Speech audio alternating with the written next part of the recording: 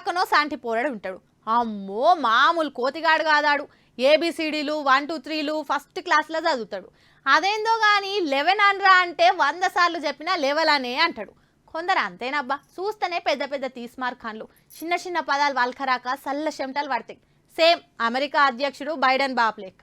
America చరిత్రనే ఎక్కువ వయసున్న ప్రెసిడెంట్ గా record create చేసిండుగా Biden sir.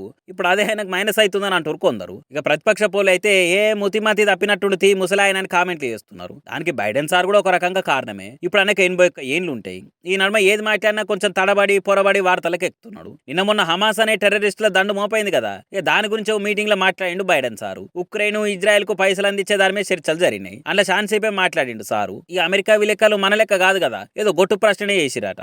Israel Hamas నడుమ బందీలను బయటికి ఇడిసే చర్చలు ఏడుదాకా వచ్చినాయి మరి అని క్వశ్చన్ చేస్తే దానికి ఏం మాట్లాడాలో అర్థం కాక ఓ 5-6 నిమిషాలు సప్పుడు చేయకుండా అయిపోయినట. అగో ఏమై సారు సైలెంట్ అయిపోతివి అని అడిగితే, రాములాజ రాగుర్రి సడన్ గా అడిగే వరకు పదాలు యాదకొస్తలేవు, వచ్చిన పదాలకు నాలుక తిరుగుతలేదు, ఏం చేయమంటారు రాగుర్రి అని అన్నారట. ఏదో ఒకటి చెప్పకపోతే మాట వస్తుంది అనుకొని ప్రతిపక్షం నుంచి ప్రతిస్పందన వచ్చింది కానీ అనుకుంటే ఇంకేదో చెప్తుంటే ఓ విలేకరుండి హమాస్ హమాస్ అని చెప్పినట.